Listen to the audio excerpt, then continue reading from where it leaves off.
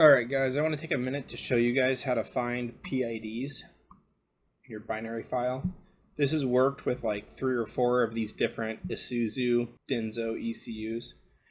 23 is a good one for the diesel. We know it has rail pressure.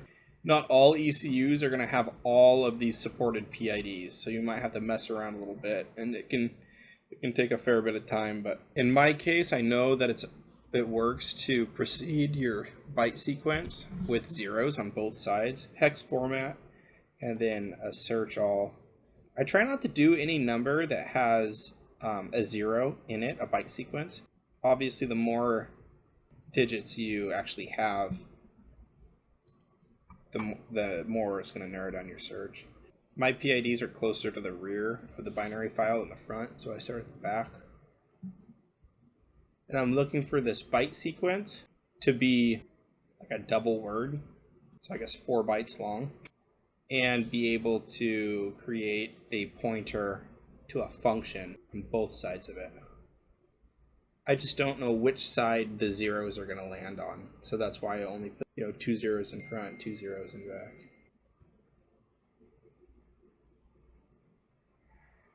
That's it. Okay.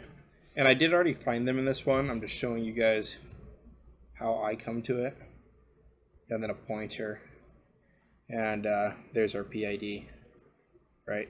So I'm just going to hit control, and we can continue. You can do a pointer, pointer, pointer, just to speed. There's a few of them, right? And the newer your ECU is, the more there are. Obviously, these aren't going to be labeled on yours.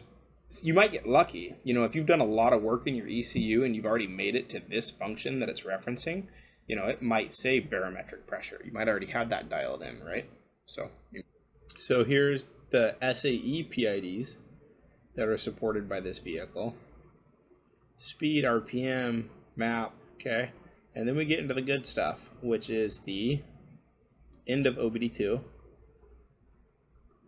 and manufacturer specific PIDs. I've spent a lot of time in this binary file, so I just already happen to have idle speed selector in this function. So when I opened it up, it was already labeled right there, and I was able to label it as such.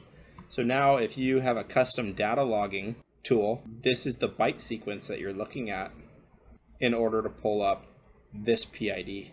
PTO selector, battery, EGR position, fuel rail temp, TPS, percent, ECM relay. There's loads of them. All kinds of different injection quantities that you'd need to spend a significant amount of time in these to figure out which one is which. Might be best off to just data log them and gain some information there too. Calculated IQ prior to fuel rail pressure correction. Calculated injection quantity minus the pilot injection quantity. So this would be your main, your actual, I believe. Might be pilot, start of injection.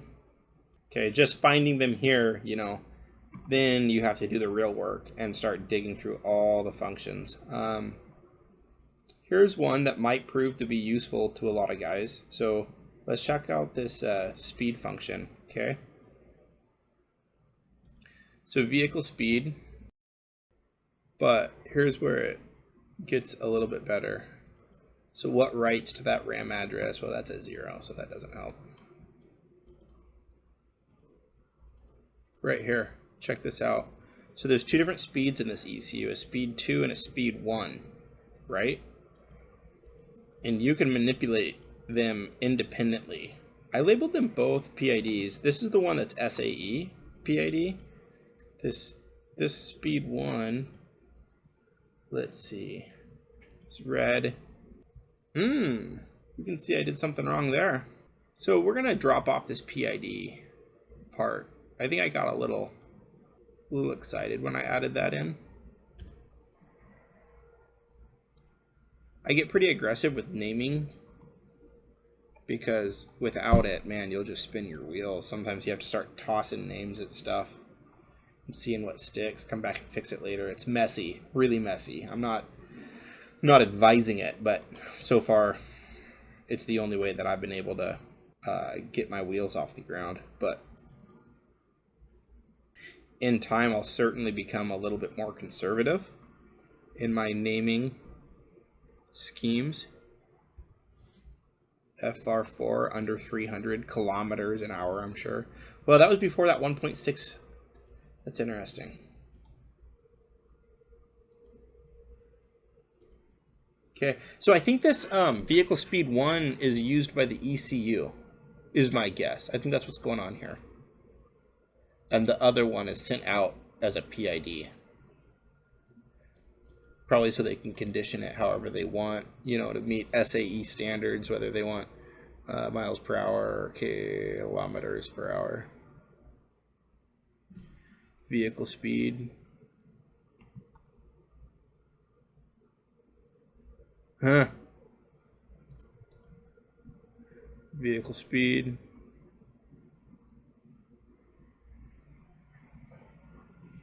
Yeah, here's some speed limiter stuff. It's my guess. Why would you want to look at the speed before you decided if you were going to inject a certain quantity, right?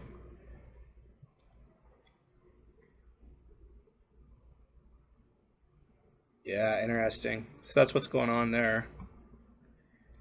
So here's a function that returns the function, and it's referenced by this function, fr9, if 40 is less or equal to, and this, that increments.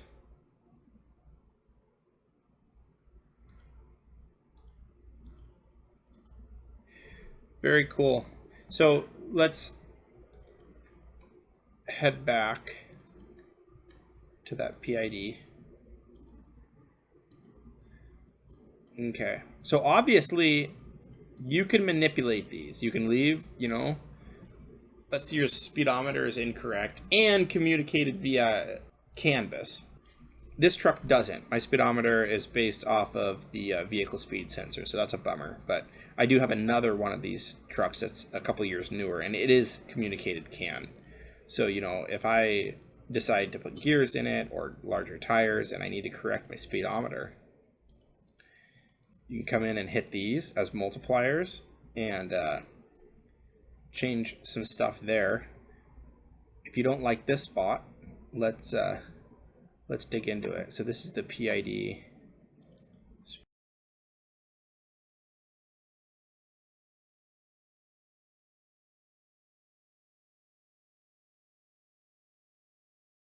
FR5 equals FR4 divided by FR3. FR3 is a float function.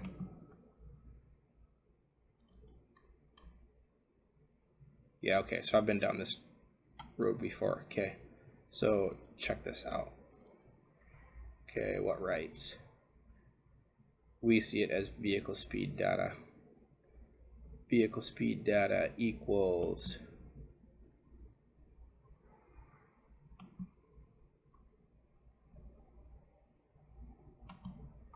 okay, so here's another place that is there, that's the address for it. So, you know, maybe you hit it here instead.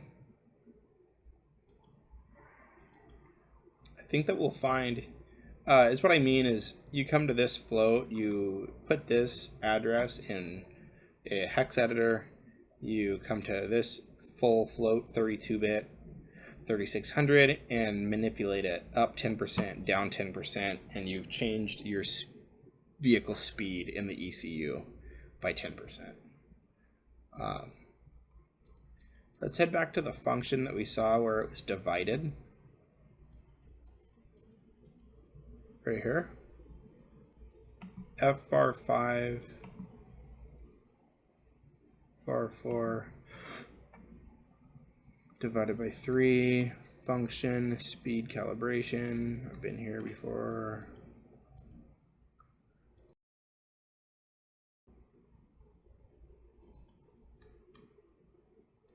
Here shortly.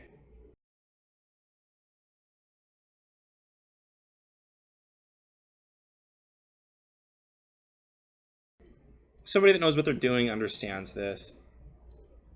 But I got to here and I just said, you know, I don't want to mess around with this 3.90625, and deemed it probably a better cause to go somewhere else. But I'm sure you could manipulate it here too.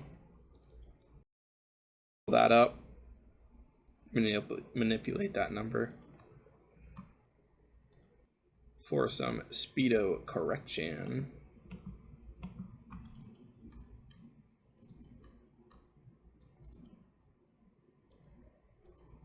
Data read. Ooh, this is down near my PIDs. This is interesting. Okay. All right, we're gonna leave that alone for a minute. Get back to that here again. So I think we'll find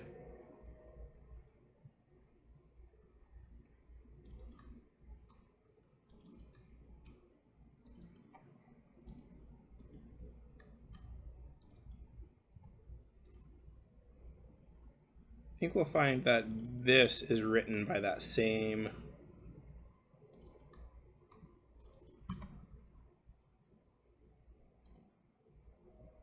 equals 0.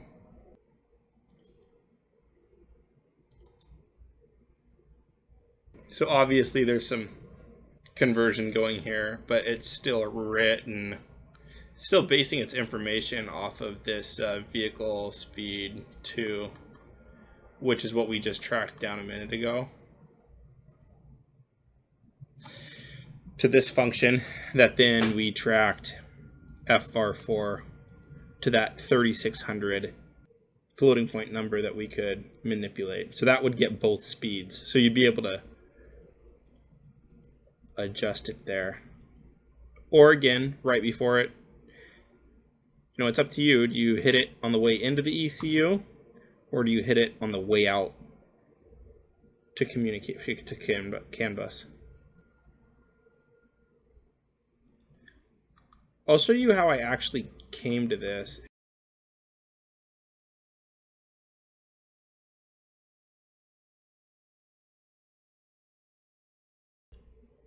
I came to this right here by tracking injection quantity. Yeah, so I followed it here, calculated injection quantity, and then I saw all of this, and I realized this is conditioning for something. And then I clicked on this function, and at that point, this was not a reference right here, this deal. Clicked on this, and then realized, you know, this code's pretty hard to understand, but I realized when I scrolled, that's what it was, when I scrolled to the top and saw this DTC hex, I realized that this was getting significantly close to either diagnostics or Canbus communication. You're no longer in the, you know, how to make my engine run code. You're getting into the how do I access my issues code. So then I grabbed these bytes here and thought, I wonder if there's a pointer pointing at these. So then I came over here and I searched those bytes, and then that's when, you know, at the time it just brought me to this right here, right? So I turned that into a pointer, and then realized at some point that it was a whole list of them. All of these were right together. And then sure enough, once I scrolled to the top, you had your SAE PIDs. That is pretty much it for this video. Let me know if you guys want me to get into the weeds as far as like going through the C code.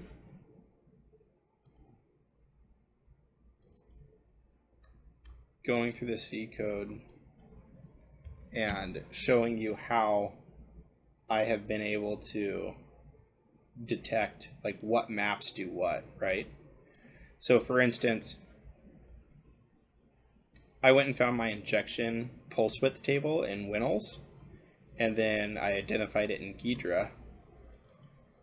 Then I pulled up the xref and found the functions that run an injection quantity, being uvar2, against my injection pulse width.